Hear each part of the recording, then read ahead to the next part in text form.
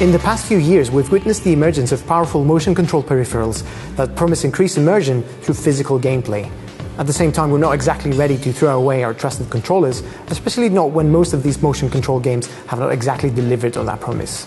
So what do we do? Which do we choose, controllers or motion control?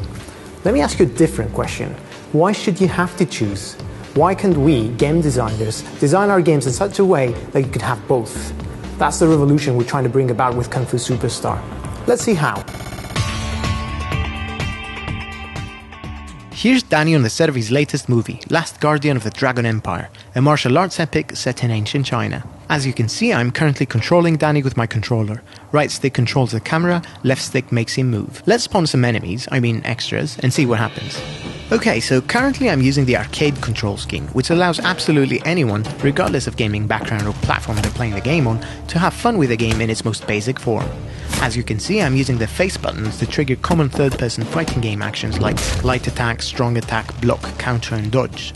The moves you're seeing are still actual martial arts moves generated by our fight choreography engine in a way that keeps the action dramatic and exciting.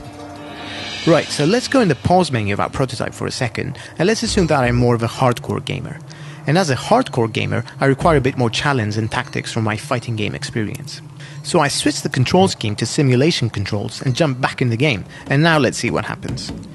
The game switches to the director's cut mode, and we now have these icons floating around enemies' heads. These represent the fight choreography script for the sequence and show you the martial arts techniques it contains. To pull them off, you mark an enemy and then perform a controller gesture that corresponds to the particular technique. These gestures are designed to match the movements of the hero's body and provide not just an extra level of immersion, but also an extra level of strategy, challenge and tactics, as you now have to think carefully about how to approach the situation and which move to perform on which enemy first. While the director's cut mode gives you a script to follow, the improv mode ramps up the challenge by not showing you technique icons. Here it's up to you to think back to your training and pull off a technique that's appropriate for the situation.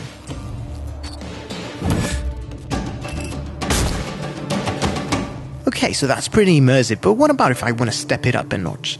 What if I wanted to perform all those cool moves myself instead of just emulating them on the controller?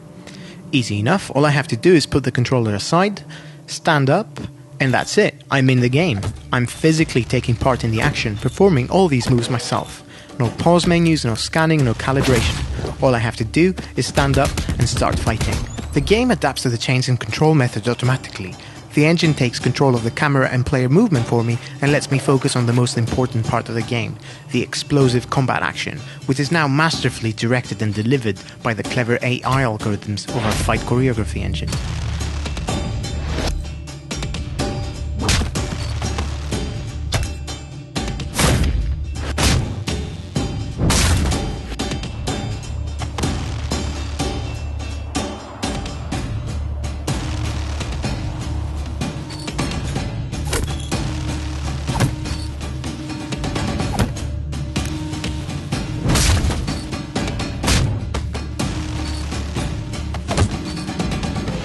But let's say I got tired of all this exhausting punching and kicking though, but I'd still like to keep playing this level just to find out what happens next in Danny's story.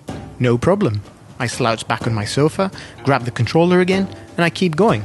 Again, seamless transition, no pauses, no frustration. We've seen some motion control games with controller-based features crowbarred in at the 11th hour, and we've seen some controller games with trivial motion control add-ons. I think it's clear that what we're talking about here is neither of those. We're talking about something that's been designed from the ground up to work equally well with either control option. You're the one who gets to make the final decision on how you want to experience the game, and you get to make that decision whenever you want and as many times as you want. I think one of the smart things here is to work on a control mechanism that allows players choice. The choice of whether to stand up and go into the action yourself, or the choice of whether to sit down and relax and use a controller. And that's what's so great about today's world. We've got choice, and consumers want choice. Sometimes I want to be relaxed, sometimes I want to be energetic. Sometimes I feel so emotional about what's going on screen, I actually want to leap up and take on the bad guys themselves, and other times I want, just want to kick back. And I really love this approach that is being taken. We're excited to announce that we intend to support the Oculus Rift in our game. Our grand vision is to create the most complete, most immersive and most innovative martial arts combat simulator ever. The second we tried the Rift, we knew it was a device that could really help us achieve that goal. We were already hard at work experimenting with different ideas around Rift support in the game.